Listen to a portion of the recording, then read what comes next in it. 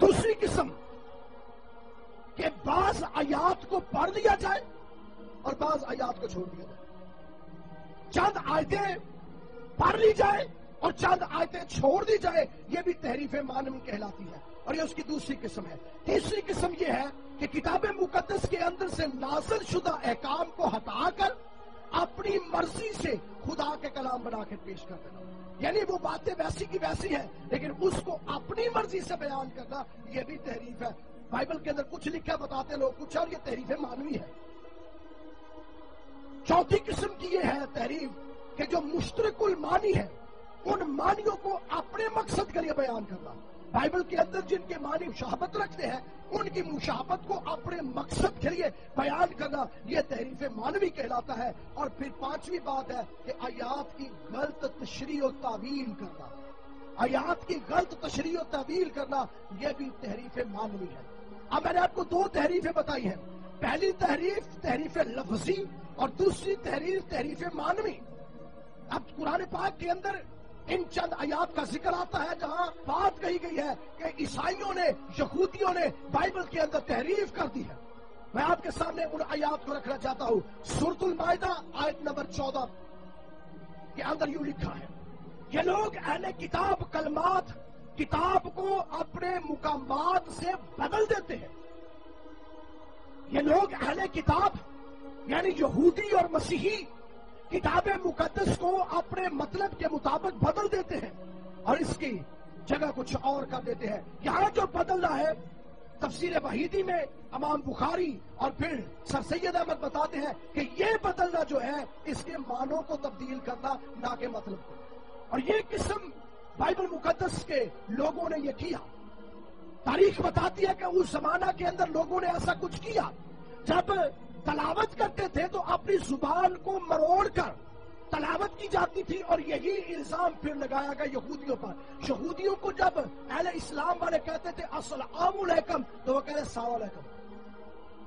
زبان کو مروڑتے تھے۔ اور اس کا ذکر اگر آپ پڑھنا چاہتے ہیں سورۃ النساء 46ویں آیت کے اندر آئے گا، زبان کو مروڑتے تھے، رانا کی جگہ رینا کہہ دیتے تھے۔ رانا اچھا لفظ ہے، رینا ایک گالی بن جاتی ہے، زبان کو مروڑتے تھے۔ اور پھر سورۃ البقرہ کے اندر آتا ہے 75 آیت کے اندر آتا ہے، یہ اپنی زبانوں کو مروڑ کر اس کے مقصد کو وہاں سے بدل دیتے تھے۔ اور پھر سورۃ المائدہ 45ویں آیت کے اندر آتا ہے کہ وہاں ایک خوبصورت واقعہ ہے، اور یہ واقعہ سنا کر میں اس پیغام کو ختم کرنا چاہتا ہوں۔ سورۃ المائدہ آیت نمبر 45 کی شرح نزول جو ہے یا تشریح جو ہے وہ یوں ہے کہ ابن عمر سے روایت ہے کہ پیغمبر اسلام کے پاس ایک کیس آیا، اور اس کیس کا مفہوم یہ تھا کہ دونوں جو پکڑے گئے تھے وہ زناکاری کے اندر پکڑے گئے تھے۔ اب جب زناکاری کے اندر وہ پکڑے گئے ہیں تو سزا جو ہے، آپ پیغمبر اسلام نے کہا توریت لاؤ، کیونکہ یہ یہودی ہے، تو توریت کو لایا گیا، تو توریت کو پڑھنا شروع کیا۔ جب توریت کو پڑھنا شروع کیا تو یہودیوں نے کیا کیا، یہودیوں نے کہا کہ اس بندے کو بچانا ہے، ہم نے اس بندے کو ہم نے بچانا ہے، تو انہوں نے بندے کو بچانے کی غرض سے آدھا حکم آگے سے پڑھ لیا، آدھا پیچھے سے پڑھ لیا، اور درمیان سے جو بات تھی اس کو چھوڑ گئے۔ اب وہاں پر ایک صحابہ جس کا نام عبداللہ بن اسلام تھا، وہ موجود تھا، عبرانی کو جانتا تھا، توریت کو جانتا تھا، توریت کا قاری تھا، توریت کو پڑھتا تھا۔ اس نے کہا جناب اپنے ہاتھ کو یہاں سے اٹھاؤ۔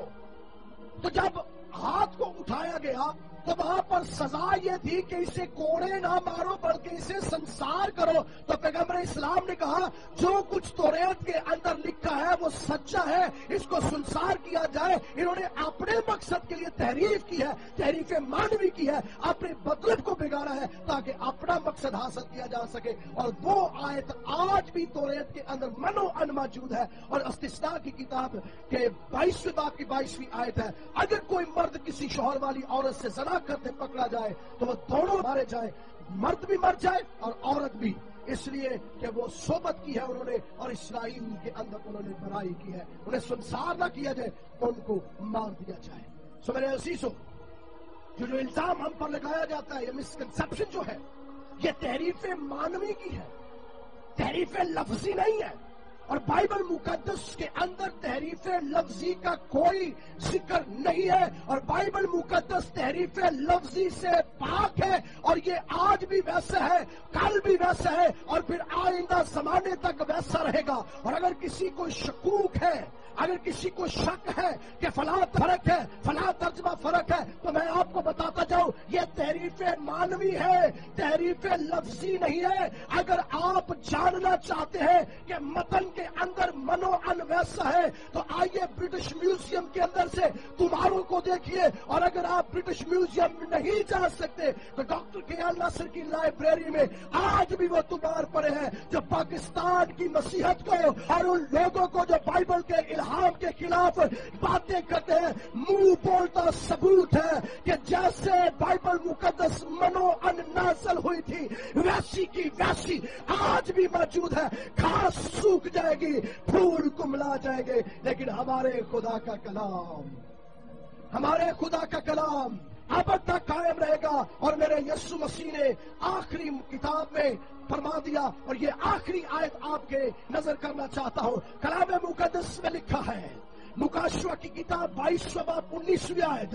اور اگر اس نبوت کی کتاب کی باتوں میں کچھ نکال ڈالے تو خدا اس زندگی کے درخت اور مقدس شہر میں سے جس کا اس کتاب میں ذکر ہے حصہ نکال ڈالے گا، اس لیے کہ جب تک آسمان اور زمین ٹال نہ جائے اس میں سے ایک نقطہ، ایک شوشہ، ایک حرف بھی نہیں موقوف ہوگا جب تک سب کچھ پورا نہ ہو جائے۔ یسوع مسیح نے کہا، یسوع مسیح نے فرمایا آسمان اور زمین ٹال جائے تو ٹال جائے، لیکن میرے منہ کی باتیں ہرگز، میرے منہ کی باتیں ہرگز، میرے منہ کی باتیں ہرگز نہ ٹلیں گی۔ یہ آج بھی الہامی ہے، کل بھی الہامی ہے، اور آئندہ زمانوں میں بھی الہامی رہے گی، اور دنیا کے جتنے مرضی ٹیلی ویژن اس کے خلاف پروپیگنڈا کر لے وہ سارے کے سارے پیس ہو جائیں گے، اس لیے کہ جو اس پتھر پر گرے گا ٹکڑے ٹکڑے ہو جائے گا۔ اور جو بائبل مقدس کے خلاف محاذ آرائی کرتے ہیں، ایک وقت آ جاتا ہے کہ بائبل کا خدا اپنے قدموں میں انہیں لے آتا ہے اور وہ ساؤل سے طالوس بن جاتا ہے، اور پھر وہ کہتا ہے اب میں زندہ نہ رہا بلکہ مسیح مجھ میں زندہ ہے۔ ہاللویا۔ اور میرا ایمان ہے ایک وقت آئے گا یہ چینل والے جتنی باتیں کرتے ہیں یسوع کے جھنڈے کے تلے ہی انہوں نے آنا ہے، کیونکہ کتاب مقدس میں لکھا ہے، کیونکہ کتاب مقدس میں لکھا ہے، سنیے غور سے، کیونکہ کتاب مقدس میں لکھا ہے آسمان کے تلے زمین کے اوپر آدمیوں کو کوئی دوسرا نام نہیں بخشا گیا، اور لکھا ہے ہر ایک گھٹنا اس نام کے آگے جھکے گا، کیا وہ آسمانیوں کا ہو، کیا وہ زمینیوں کا ہو، کیا ان کا جو زمین کے نیچے پانی کے اندر ہے، اور ہر ایک زبان یہی اقرار کرے گی کہ یسوع ہی پورا دبا سکے کہ یسوع ہی خداوند ہے۔